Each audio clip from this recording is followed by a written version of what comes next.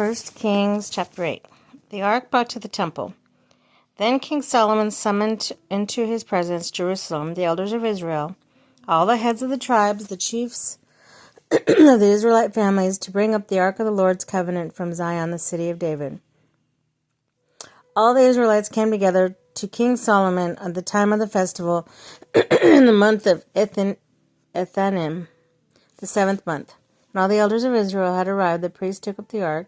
They brought up the ark of the Lord into the 10th of meeting and sacred furnishings in it. The priests and the Levites carried them up, and King Solomon, the entire assembly of Israel that had gathered about him, were before the ark, sacrificing so many sheep and cattle that they could not record or counted. The priests then brought up the ark of the Lord's covenant to its place, the inner sanctuary, the temple, the most high holy place, and put it beneath the wings of the cherubim. The cherubim spread their wings over the place of the ark, overshadowed the ark, and carrying poles. These poles were so long that their ends could be seen from the holy place, in front of the inner sanctuary, but not from the outside of the holy place. And they were still there today.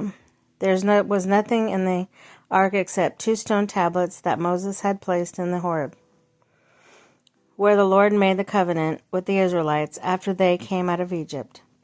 When the priests withdrew from the holy place, the cloud filled the temple of the Lord, and the priests could not perform their service because of the cloud.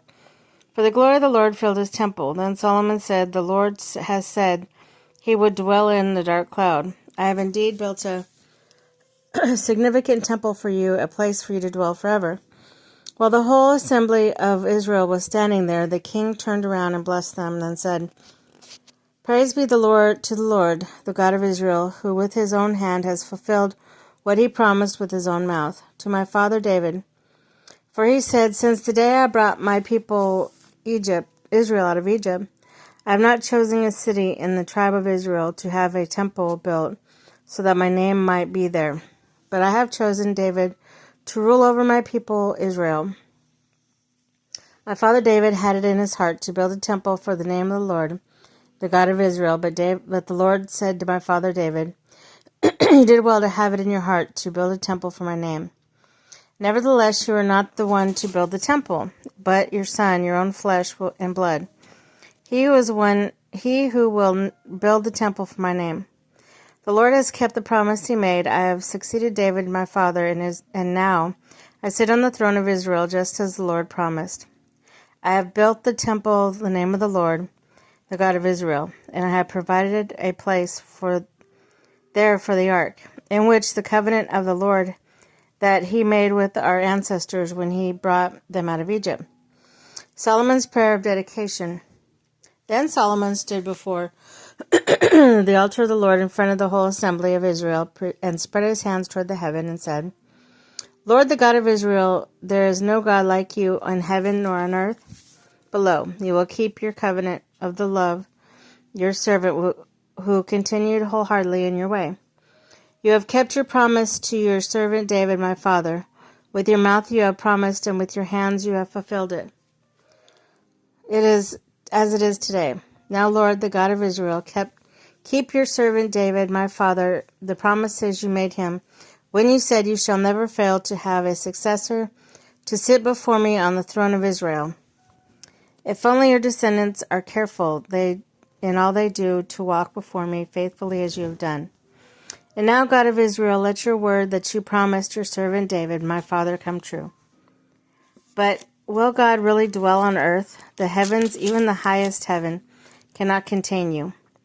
How much less this temple I have built? Yet I give attention to your servant's prayer and his plea for mercy. Lord my God, hear the cry and the prayer that your servant is praying in your presence this day. May your eyes be open toward this temple night and day, this place of which you said, 'My name shall be there,' so that you will hear the prayer your servant prays towards this place. Hear the supplication of your servant and of your people Israel when they pray towards this place. Hear from heaven your dwelling place, and when you hear, forgive. When anyone wrongs their neighbor, it is required to take an oath, and they come and swear an oath before your altar and temple.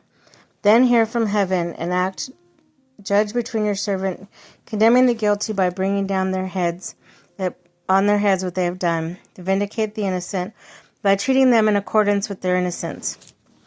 When your people Israel have been defeated by the enemy because they have sinned against you, and when they turn back to you and give praise to your name, praying and making supplication to you in this temple, then hear from heaven and forgive the sin of your people Israel and bring them back to the land you gave their ancestors.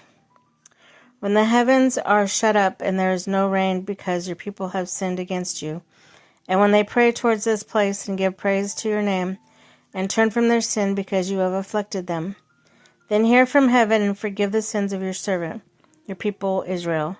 Teach them the right way to live and send rain on the land you gave your people for an inheritance. When famine or plague comes to the land or blight, mildew, locusts, grasshoppers, when the enemy besieges them in any of their cities, whatever disaster, disease may come, and when a prayer or plea is made by anyone among your people Israel, being aware of the affliction of their own hearts, and spread out their hands towards the temple, then hear from heaven your dwelling place, forgive your act, deal with everyone according to all they do, since you know their hearts, for you alone know every human heart, so that they will fear you in all time they live in the land you gave our ancestors. As a foreigner who does not belong to your people Israel, but come from distant land because of your name. For they will hear of your great name and your mighty hand and your outstretched arm when they come and pray this temple. Then hear from the heaven your dwelling place, do whatever the foreigner asks of you, so that all the people of the earth may know your name and fear you. Do as do your own people Israel, and may know at this house I have built bears your name. When your people go to war against their enemies, wherever you send them, and when they pray to the Lord toward the city you have chosen in the temple I have built for your name, then hear from heaven their prayer and their plea, and uphold their cause. He passed out. And when they sin against you, there is no one who does not sin, and you become angry with them and give them over to their enemies, who take them captive in their own lands and far away or near. And if they change of heart in the land where they are held captive, and repent and plead with you in that land of their captors, and say, we have sinned, we have done wrong, we have acted wickedly. And if they turn back to you with all their hearts and souls in the land of their enemies, who took them captive, and pray to you toward the land you gave their ancestors, towards the city you have chosen, and the temple I have built for your name, then from the heaven your dwelling place, hear their prayer, their plea, and uphold their cause. And forgive your people who have sinned against you. Forgive all the offenses they have committed against you, and cause their captors to show them mercy. For they are your people and your inheritance, whom you have brought out of Egypt, out of the iron smelting furnace. May your eyes be open to your servant's plea and to the plea of your people Israel, and may you listen to them whenever they cry out to you. For you singled them out from all the nations of the world to be your own inheritance, just as you declared through your servant Moses when you, sovereign Lord, brought them out, the ancestors out of Egypt. When Solomon had finished all the prayers and supplications to the Lord, he rose from before the altar of the Lord, where he has been kneeling with his hands spread out towards heaven. He stood blessed the whole assembly, of Israel in a loud voice, saying, Praise be to the Lord, who has given rest to his people Israel, just as he promised. No word has failed of all the good promises he gave through his servant Moses. May the Lord our God be with us as he was with our ancestors. May he never leave us or forsake us. May he turn our hearts to him and walk in obedience to him, and keep the laws of his commands, decrees and laws he gave our ancestors. And may these words of mine, which I have prayed before the Lord, be near to the Lord with our God day and night, that he may uphold the cause of his servants and cause of his people Israel according to each day's need, so that all the peoples of the earth may know that the Lord is God and that there is no other. And may your hearts be full and committed to the Lord our God, to live by his decrees and obey his commands at this time. The dedication of the temple. When the king and all Israel with him offered sacrifice before the Lord, Solomon offered a sacrifice of fellowship offering to the Lord.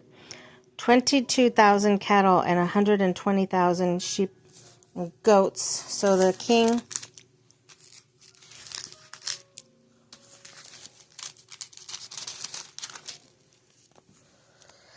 and all Israel dedicated the temple of the Lord. On the same day the king consecrated the middle part of the courtyard in front of the temple of the Lord. And there he offered burnt offerings, grain offerings, and fat offerings of the fellowship offerings. Because the bronze altar stood before the Lord was too small to hold burnt offerings, the grain offerings, and the fat of the fellowship offerings. So Solomon observed the festival at this time, and all Israel with him, a vast assembly of people from Lebo Hamath to the Wadi of Egypt. They celebrated it before the Lord our God for 7 days, 7 days more, 14 days in all. On the following day he sent the people away. They blessed the king and went home, joyful and glad in the hearts for all the good things the Lord had done for his servant David and the people of Israel.